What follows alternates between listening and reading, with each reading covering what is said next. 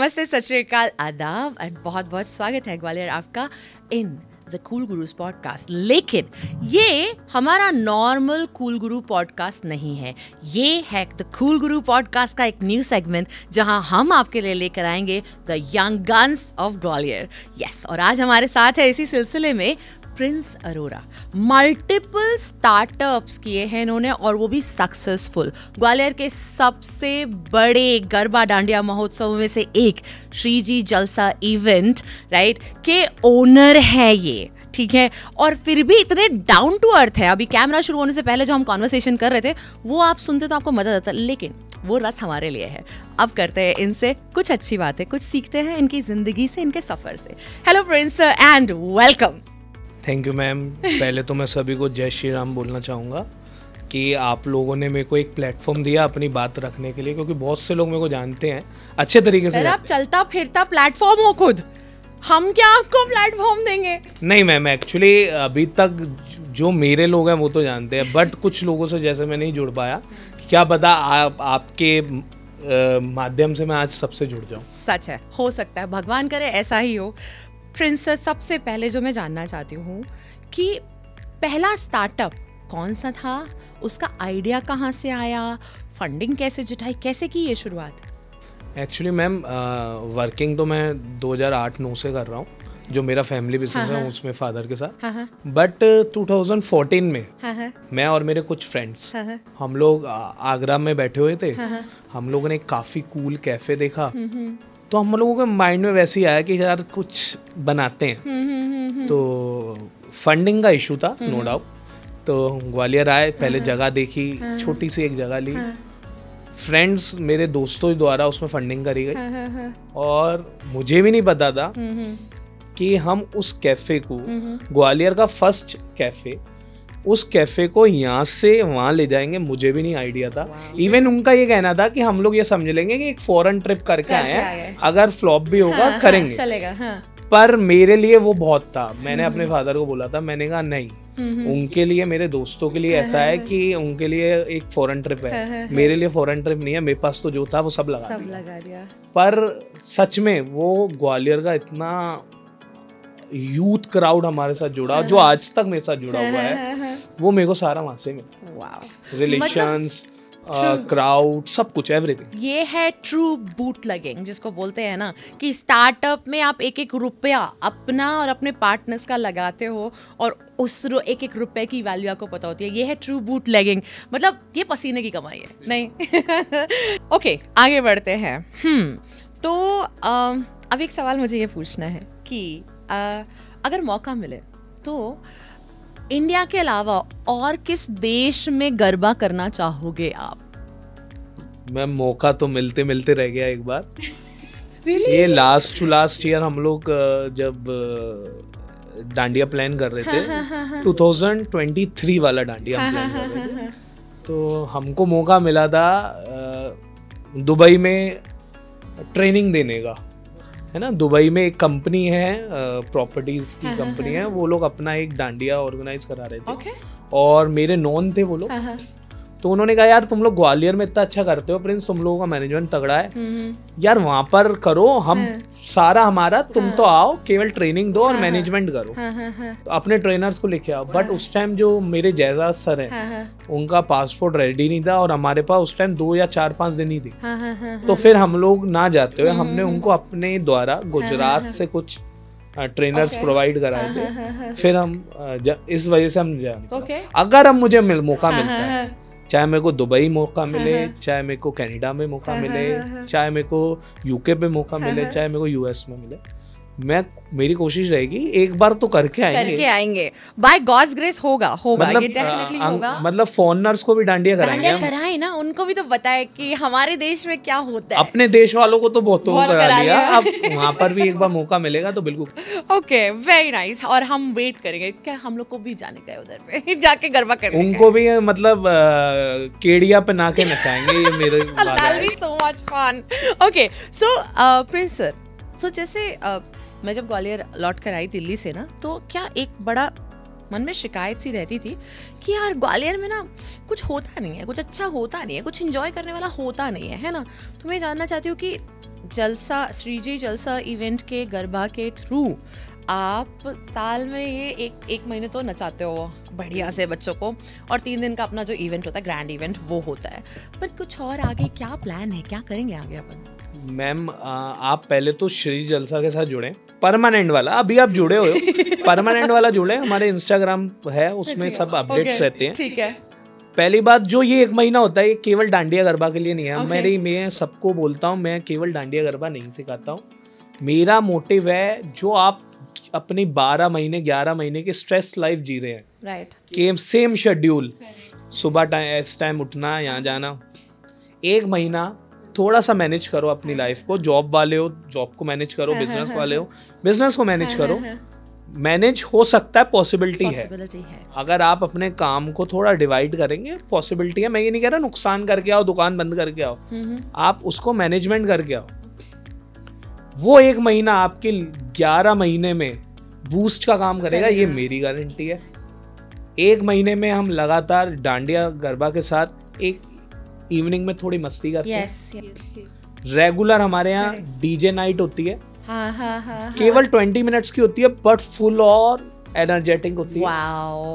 वो कितने बजे होती है? मुझे भी वो 7:30 पौने 8 बजे होती है। ओके, ठीक है। और हम लोग एक मूवी शो ले जाते हैं हर साल। राइट। मतलब आप लोग सालों से, मैं नहीं मानता, आप लोग गए होंगे घर वालों के साथ 2, 4, 5, 10 लोग। कभी आप श्री जलसा वालों के साथ मूवी जाना, वो मूवी मैंने सुना कि अभी आप 300 लोग को, लगभग 280 लोगों को हम अभी मूवी दिखाते हैं। वही मैं सोच रही हूँ कि 280 लोग कैसे मैनेज किया? मैम कुछ नहीं, फ्रीलांस छोड़ दो सबको, जो जैसा है उसको वैसा दिखने दो।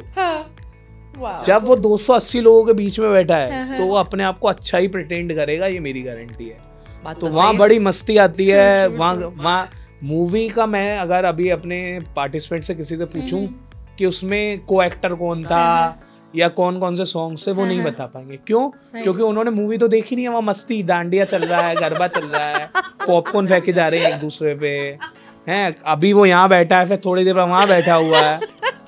मतलब एसी हॉल में गरबा करने गए थे सब, बस। बिल्कुल। ऑसम भैया, ऑसम। तो यही चीजें हैं। और इस बार मेरा प्लान है कि हम कुछ कॉन्सर्ट्स भी ला रहे हैं आने वाले टाइम पे। आपको अपडेट मिलेगा हमारे।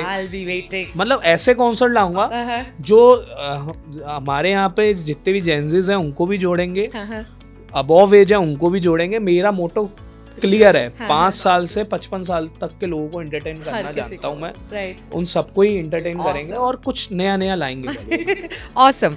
अब मुझे कुछ और सवाल है, बस ये कुछ आखिरी सवाल है। एक तो चीज़, आप सक्सेसफुल एंटरप्रेन्योर हो, इतने सारे लोगों के बीच में पॉपुलर हो। मैंने देखा है, मैंने खुद देखा है कि बच्चे आपको बेहद चाहते हैं। मतलब आपका जितना सम्मान करते हैं उतना ही आपको चाहते हैं।